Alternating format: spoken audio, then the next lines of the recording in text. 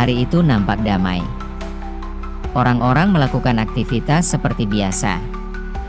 Fatimah, yang diperankan Ariel Tatum, dan Salim, putranya, berjalan menuju toko sembako. Namun kedamaian itu kemudian terusik, ketika datang jeep berisikan serdadu sekutu dan Belanda.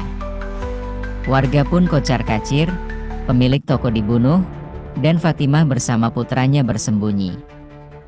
Itulah adegan pembuka Perang Kota yang diangkat dari novel Jalan Tak Ada Ujung karya Mohtar Lubis. Adegan beralih mengenalkan sosok Isa, diperankan Chico Jericho, dengan biolanya. Ia berjumpa dengan Hazil, diperankan Jerome Kurnia, murid les biolanya. Keduanya memikirkan strategi mereka untuk menyelundupkan senjata dan membidik seorang petinggi musuh. Upaya pertama mereka gagal. Kini mereka memikirkan strategi lainnya.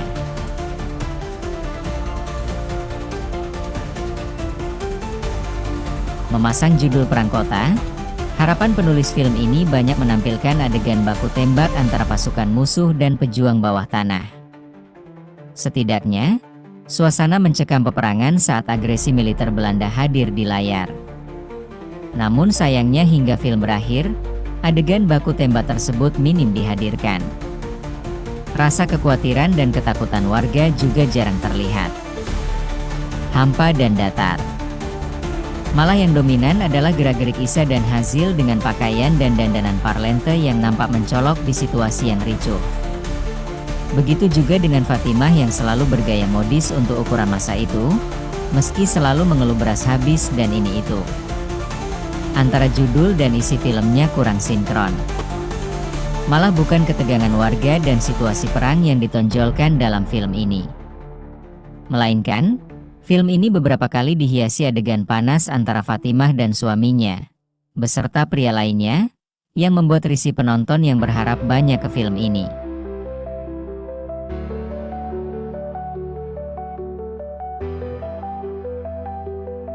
Memang di dalam novel disebutkan bagian Isa yang mengalami impotensi karena trauma.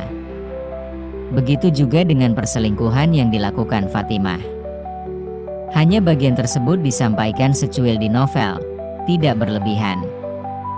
Sementara film ini kurang jelas, karena Mauli Surya selaku penulis naskah dan sutradara hanya mengambil beberapa bagian dalam novel dan kemudian mengembangkan ceritanya secara bebas.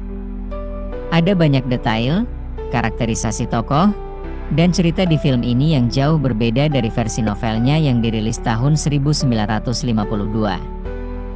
Sebenarnya itu tidak masalah, namun yang mengganggu adalah judulnya yang seperti clickbait karena tidak sesuai dengan isi filmnya.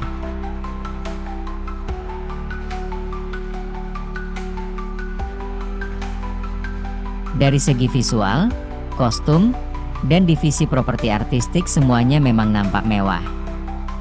Namun sayangnya lagi-lagi kostum tersebut nampak kurang sesuai dengan situasi masa tersebut. Pasukan Gurkha yang ada dalam film ini juga nampaknya salah persepsi dengan tentara Sikh, bagian dari pasukan Inggris. Ada beberapa hal yang kurang akurat dengan sejarah, apakah risetnya kurang mendalam? Beberapa dialog, utamanya dialog Fatimah juga rasanya dangkal. Karakter Fatimah memang lebih tereksplorasi di film, namun sayangnya yang menonjol malah sisi liarnya.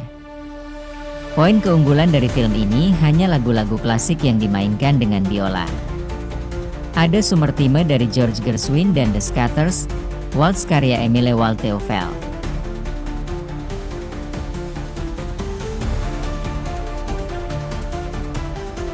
Perang Kota menghadirkan narasi yang lebih intim ketimbang epik sejarah besar.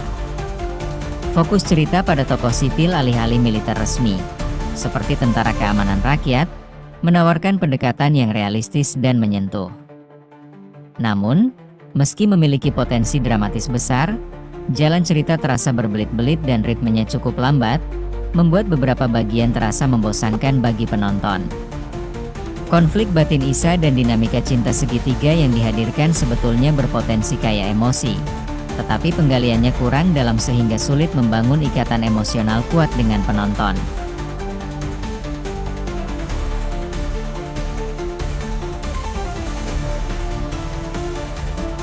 Ciri khas gaya Arthouse yang menjadi kekuatan Mowgli tetap terasa di setiap bingkai film. Meski begitu, film ini terasa lebih komunikatif dan tidak terlalu membebani penonton dengan simbolisme berlebihan. Berkat sentuhan sinematografi Ray Lolang, Perang Kota menjadi karya visual yang elegan sekaligus emosional.